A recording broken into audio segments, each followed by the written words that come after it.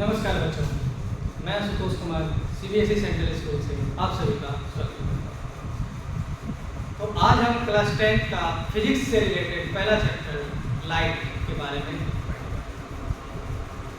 सबसे पहले मैं आपको बता दूँ, क्लास 10 किसी भी बच्चे के एग्जाम्स के लिए बहुत इंपॉर्टेंट होता है क्योंकि इसी में बोर्ड का एग्जाम आपको देना होता है और हर बच्चे की एक ख्वाहिश होती है कि उसको बोर्ड्स में 90% प्लस मार्क्स आए।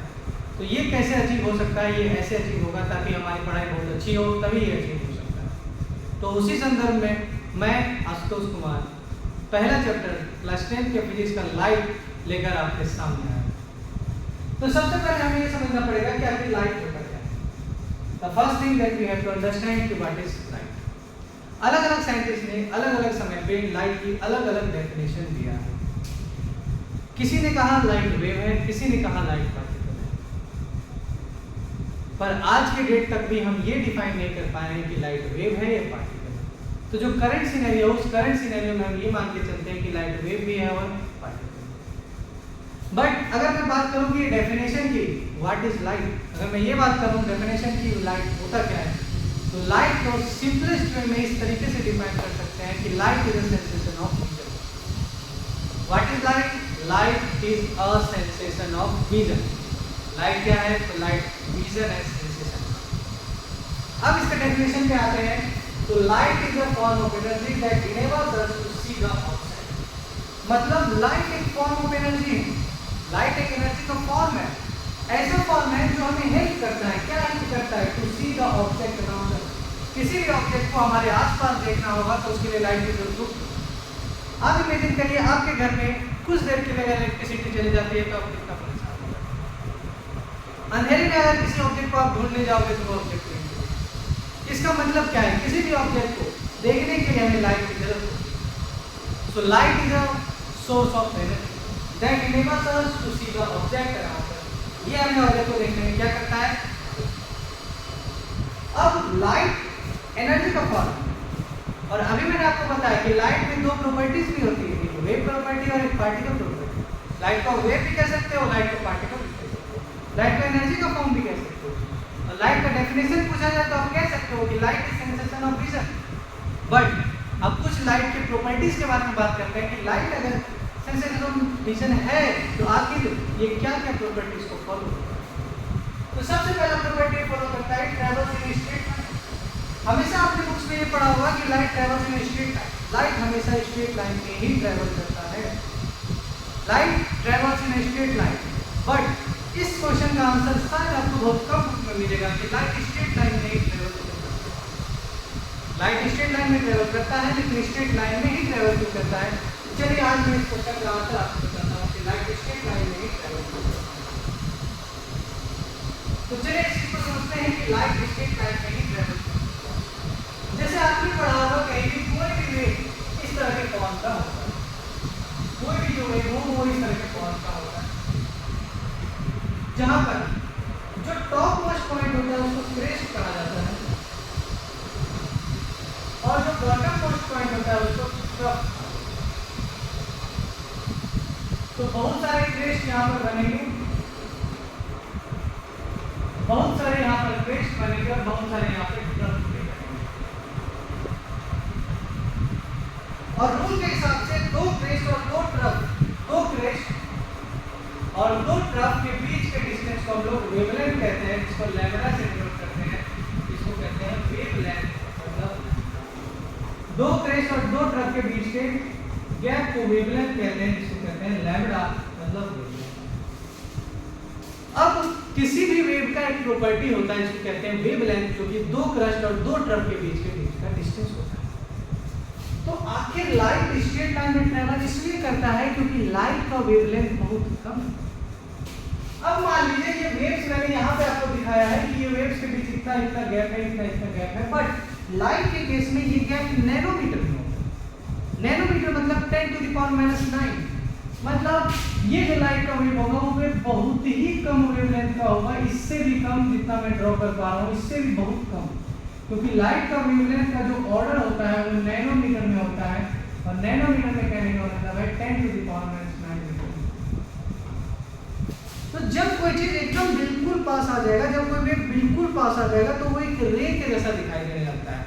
और इसी रे को देखकर हम लोग लाइट रे भी पढ़ते हैं और ये कहते हैं कि light travels in a straight line. ये कंफ्यूजन आपको हो सकता है कि लाइट इज अ वेव, बात बिल्कुल सही है, तो उसको वेव की तरफ प्रोपेगेट करना चाहिए। तो ऐसा क्यों पढ़ाया जाता है कि light travels in straight line? क्योंकि लाइट एक रे की तरह बन जाता है, क्योंकि लाइट जो वेव है उसका वेवलेंथ बहुत कम होता है, नैनो। तो चलिए आगे हम कंटिन्यू करते हैं।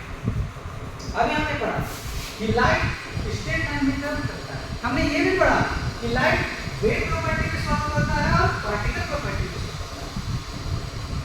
बट हमें क्लास 10 की स्टडी के हिसाब से जो पढ़ना है उसमें दो इंपॉर्टेंट चीजें पढ़नी है, एक है रिफ्लेक्शन ऑफ लाइट और एक है रिफ्रैक्शन ऑफ लाइट। तो सीधा मैं इस टॉपिक पे आता हूँ जिस टॉपिक का नाम है reflection of light.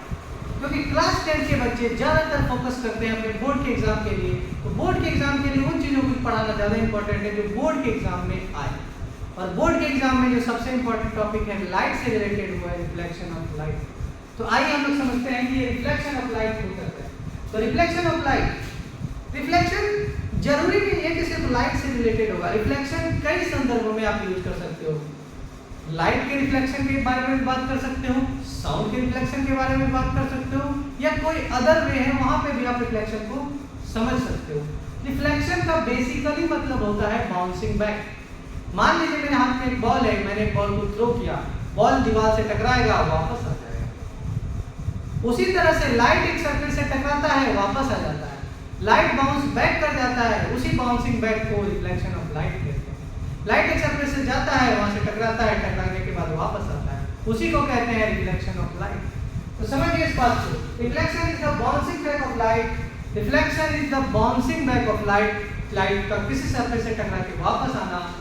When it strikes a polished surface like a mirror, अगर लाइट किसी भी पॉलिश सरफेस से टकरा के वापस आता है तो उसको रिफ्लेक्शन ऑफ लाइट कहते हैं। तो आइए समझते हैं कि आखिर ये होता कैसे।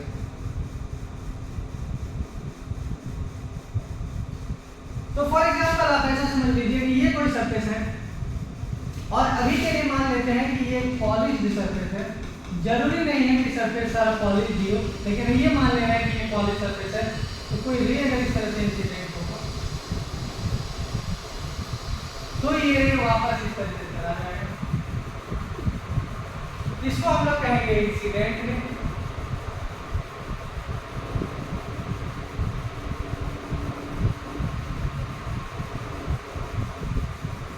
इसको हम लोग कहेंगे रिफ्लेक्टेड रे।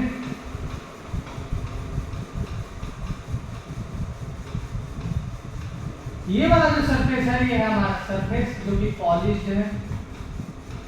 ये हमारा एक सरफेस है जो कि पॉलिश्ड है और किसी भी सरफेस पे एक परपेंडिकुलर ड्रॉ करना पड़ता है। किसी भी सरफेस पे एक परपेंडिकुलर ड्रॉ करना पड़ता है, उस परपेंडिकुलर को हम लोग फिजिक्स के टर्म में नॉर्मल कहते हैं। ये जो लाइन है इस सरफेस से 90 डिग्री बना रहा है और इस लाइन का नाम है नॉर्मल। यहाँ पर एक एंगल बनेगा I जिसको एंगल ऑफ इंसिडेंस कहेंगे, यहाँ पे एंगल बनेगा R जिसको एंगल ऑफ रिफ्लेक्शन कहेंगे। तो इस पूरे प्रोसेस को आप समझिए कि ये प्रोसेस हो क्या रहा है। एक लाइट है जो इंसिडेंट हो रहा है एक सरफेस पे और सरफेस से टकराने के बाद वो लाइट रिफ्लेक्ट हो जा रहा है, बाउंस बैक कर जा रहा है, सेम मीडियम में बाउंस बैक कर रहा है।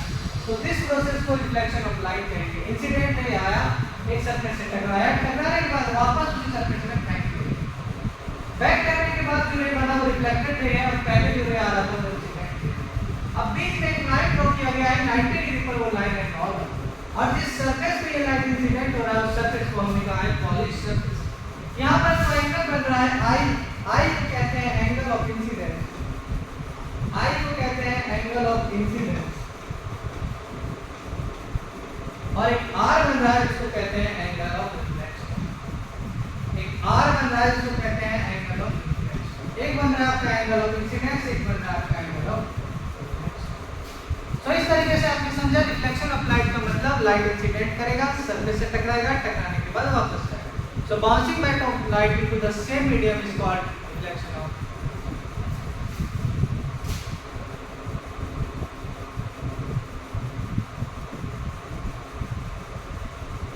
अब उसके बाद लॉज ऑफ रिफ्लेक्शन। रिफ्लेक्शन अगर है तो उसके कुछ नियम भी है। फिजिक्स में कोई भी चीज हम पढ़ते हैं तो उसको हमको लॉ के साथ एसोसिएट करना पड़ता है, कुछ नियम होते हैं। फिजिक्स को पढ़ने के लिए कुछ नियम होते हैं जो साइंटिस्ट लोगों ने बनाया है, उस नियम को हम लोग को पढ़ना पड़ता है। तो रिफ्लेक्शन से रिलेटेड भी नियम बनाए गए हैं जिसको हम लोग लॉज ऑफ रिफ्लेक्शन कहते हैं। तो आइए समझिए वो लॉज ऑफ रिफ्लेक्शन क्या है। तो पहला है law of reflection, the angle of incidence is equal to angle of reflection. Angle of incidence angle of reflection के बराबर होता है। The angle of incidence is equal to angle of reflection, angle of incidence angle of reflection के बराबर होता है। और दूसरा है the incident ray, reflected ray and normal all lie in the same plane. The incident ray, the reflected ray and normal all lie in the same plane. तो आइए इसको समझते हैं। देखिए यहाँ पे मैंने एक डायग्राम बनाया है जिसमें इंसिडेंट रे है, रिफ्लेक्टेड रे है, नॉर्मल है, पॉली सरफेस है, angle of incidence, angle of reflection. तो पहला रूल ये कहता है लॉ ऑफ रिफ्लेक्शन का कि angle of incidence is equal to angle of reflection. मतलब जितना यहाँ पे आई बनेगा उतना ही यहाँ पे आर बनेगा। Angle I is equal to angle R होगा। Angle I is equal to angle R होगा, मतलब अगर ये 30 डिग्री है तो ये भी 30 डिग्री होगा, ये अगर 30 डिग्री है तो ये भी 30 डिग्री होगा। और दूसरा लॉ कहता है कि इंसिडेंट रे, रिफ्लेक्टेड रे, नॉर्मल सभी एक प्लेन में लाई करते हैं। इसका मतलब क्या है? ये जो इंसिडेंट रे है, ये जो रिफ्लेक्टेड रे है और ये जो नॉर्मल है, इन सबको आप 2D फ्रेम में इस तरह से कैप्चर कर सकते हो। आपको इन सबको एक 2D फ्रेम में कैप्चर कर सकते हो। मतलब ये जो सरफेस है ये प्लेन के अंदर आ गया, ये ब्लैक बोर्ड के अंदर ड्रॉ कर दिया। आप बोलोगे समझ में नहीं आया सर प्लेन का मतलब क्या होता है? तो आप ऐसे समझो कि एक ग्लोब आपके पास है। भूगोल में आपने ग्लोब को देखा होगा, उस ग्लोब पे अगर आपको ये डायग्राम बनाने दिया जाए तो आप नहीं बना पाओगे, क्योंकि जैसे आप सीधा लाइन खींचोगे वो लाइन कट हो जाएगी। क्यों? क्योंकि ग्लोब एक 3D फिगर, ग्लोब एक 3D फिगर है। लॉ ऑफ रिफ्लेक्शन जो वैलिड है वो 2D की फिगर है, प्लेन की फिगर है। Law of reflection plane surface, यहाँ पे इंसिडेंट रे आता है, रिफ्लेक्टेड रे और नॉर्मल, ये तीनों सब कुछ ये एक ही प्लेन में लाई करते हैं। जो आपका अभी के लिए बोर्ड का प्लेन है, ये बोर्ड के प्लेन में सब कुछ लाई कर रहा है।